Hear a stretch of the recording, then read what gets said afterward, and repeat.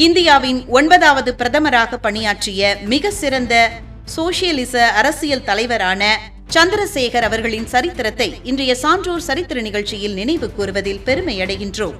சந்திரசேகர் அவர்கள் 1927ஆம் ஆண்டு 2007ஆம் ஆண்டு ஜூலை மாதம் 8ஆம் தேதி இயற்கை எய்தியுள்ளார். நாடாளுமன்ற மரபுகளை கடுமையாக பின்பற்றியதற்காக இவருக்கு 1995ஆம் ஆண்டில் முதல் சிறந்த நாடாளுமன்ற உறுப்பினர் விருது வழங்கப்பட்டது. உத்தரப்பிரதேச மாநிலத்தின் பலியா மாவட்டத்தில் உள்ள இப்ராஹிம்பட்டி கிராமத்தில் பிறந்தார். அலகாபாத் பல்கலைக்கழகத்தில் அரசியல் அறிவியலில் முதுகலை பட்டம் பெற்றார்.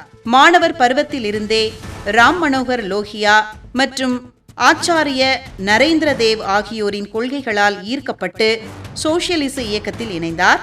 அஞ்சா நெஞ்சமும் கொள்கை பிடிப்பும் கொண்ட இவரை அரசியல் வட்டாரத்தில் இளம் துர்க்கியர் என்று அழைத்தனர். 1964இல் காங்கிரஸில் இணைந்த போதிலும் அக்கட்சியின் தவறான கொள்கைகளை துணிச்சலாக எதிர்த்தார் சந்திரசேகர் அவர்கள். 1975இல் அப்போதைய பிரதமர் இந்திரா காந்தி அவசர நிலை பிரகடனம் செய்தபோது ஆளும் கட்சியில் இருந்தபோதே அதை எதிர்த்ததால் கைது செய்யப்பட்டு சிறையில் அடைக்கப்பட்டார். சிறையில் இருந்தபோது அவர் எழுதிய குறிப்புகள் பின்னாட்களில் மேரி ஜெயில் டைரி என்ற புத்தகமாக வெளிவந்தது. மக்களின் உண்மையான பிரச்சினைகளை புரிந்து கொள்ள 1983ஆம் ஆண்டு ஜனவரி 6 முதல் ஜூன் 25 வரை கன்னியாகுமரி முதல் டெல்லி ராஜ்காட் வரை சுமார் 4260 கிலோமீட்டர் தூரம் பிரம்மாண்டமாக பாத யாத்திரை மேற்கொண்டார். இதன் காரணமாக ஏழை எளிய மக்களின் தேவைகளை அறிந்து கொள்ள நாட்டின் பல்வேறு பகுதிகளில் பாரத யாத்திரை மையங்களை நிறுவினார்.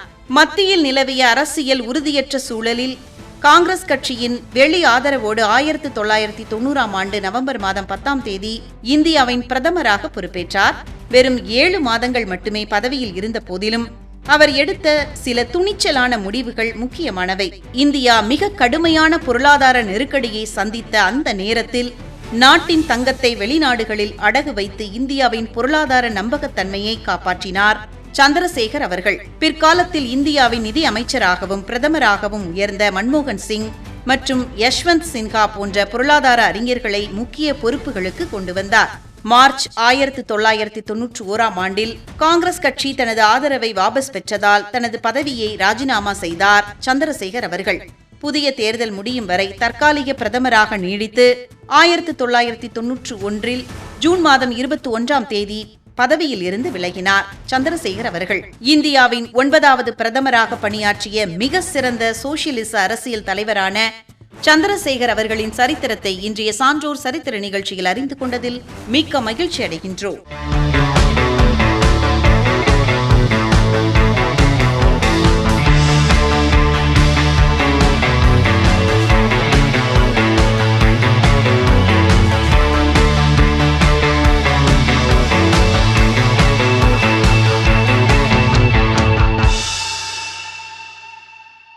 ஒரு மிக சிறந்த தமிழ் உலக வரலாற்று ஆய்வாளர், எழுத்தாளர் மற்றும் சிறந்த தமிழ் அறிஞரான மயிலை சீனி வெங்கடசாமி அவர்களுடைய சரித்திரத்தை இன்றைய சான்றோர் சரித்திர நிகழ்ச்சியில் நினைவு கூறுவதில் பெருமையடைகின்றோம்.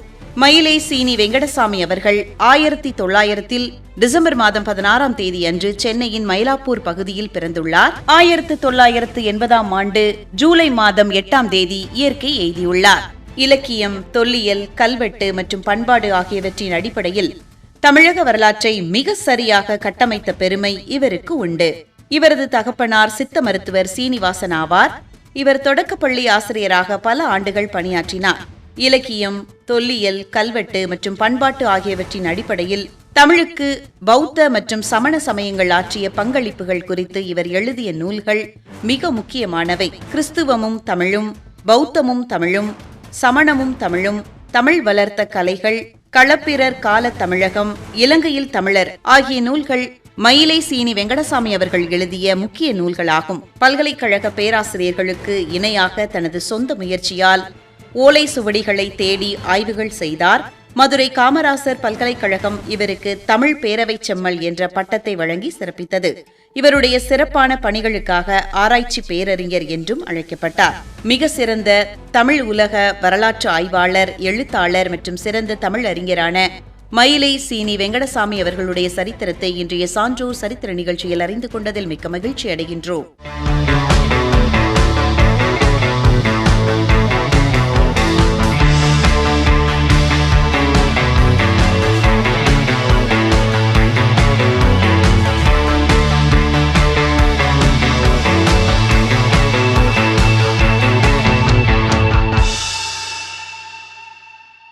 இந்தியாவின் மிக சிறந்த அரசியல் தலைவர்களில் ஒருவரும் கம்யூனிஸ்ட் இயக்கத்தின் மூத்த தலைவருமான ஜோதி பாசு அவர்களுடைய சரித்திரத்தை இன்றைய சான்றோர் சரித்திர நிகழ்ச்சியில் நினைவு கூறுவதில் பெருமையடைகின்றோம். 1914ஆம் ஆண்டு ஜூலை மாதம் 8ஆம் தேதி கொல்கத்தாவில் ஒரு நடுத்தர குடும்பத்தில் பிறந்துள்ளார். 2010ஆம் ஆண்டு ஜனவரி மாதம் 17ஆம் தேதி அன்று காலமாகியுள்ளார். ஜோதி பாசு அவர்கள் இந்தியாவின் மேற்கு வங்காளம் மாநிலத்தின் முதலமைச்சராக தொடர்ந்து 23 ஆண்டுகள் பணியாற்றிய பெரும் சாதனை படைத்தவர். கொல்கத்தா பிரசிடென்சி கல்லூரியில் ஆங்கிலத்தில் இளங்கலை பட்டம் பெற்றவர். பின்னர் லண்டன் சென்று சட்டப்படிப்பு முடித்தார். லண்டனில் படித்தபோது மார்க்சிய கொள்கைகளால் ஈர்க்கப்பட்டு இந்திய சுதந்திர போராட்டத்திலும் தொழிலாளர் இயக்கங்களிலும் தன்னை இணைத்துக் கொண்டார். 1964இல் சிபிஐ கட்சி உருவான போது அதன் தொடக்க கால அரசியல் தலைமை குழு உறுப்பினர்களில் ஒருவராக இருந்தார் ஜோதி பாசு அவர்கள். 1977ஆம் ஆண்டு ஜூன் மாதம் 21ஆம் தேதி முதல் 2000ஆம் ஆண்டு நவம்பர் 6ஆம் தேதி வரை மேற்கு வங்கத்தின் முதலமைச்சராக இருந்தார் ஜோதி பாசு அவர்கள். இந்தியாவின் நீண்டகால முதலமைச்சராக இருந்தவர்களில் இவருக்கு முக்கிய இடம் உண்டு. இவரது ஆட்சி காலத்தில் கொண்டுவரப்பட்ட வரலாற்று சிறப்புமிக்க ஆபரேஷன் பார்கா நில சீர்திருத்த திட்டம் ஏழை விவசாயிகளுக்கு நில உரிமை வழங்கி பெரும் புரட்சியை ஏற்படுத்தியது. பஞ்சாயத்து ராஜ் அமைப்புகள் மூலம் கிராமப்புற மக்களுக்கு நேரடியாக அரசியல் அதிகாரத்தை கொண்டு சேர்த்தார் ஜோதி பாசு அவர்கள். 1996ஆம் ஆண்டு இந்தியாவின் பிரதமராகும் வாய்ப்பு ஜோதி பாசுவுக்கு கிடைத்தது. ஐக்கிய முன்னணி கூட்டணி அரசு இவரை பிரதமராக முன்மொழிந்தது.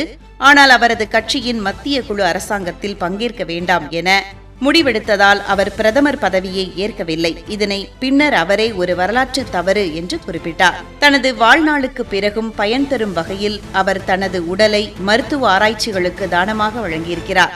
இந்தியாவின் மிக சிறந்த அரசியல் தலைவர்களில் ஒருவரான ஜோதி பாசு அவர்களுடைய சரித்திரத்தை இன்றைய சான்றோர் சரித்திர நிகழ்ச்சியில் அறிந்து கொண்டதில் மிக்க மகிழ்ச்சி அடைகின்றோம்.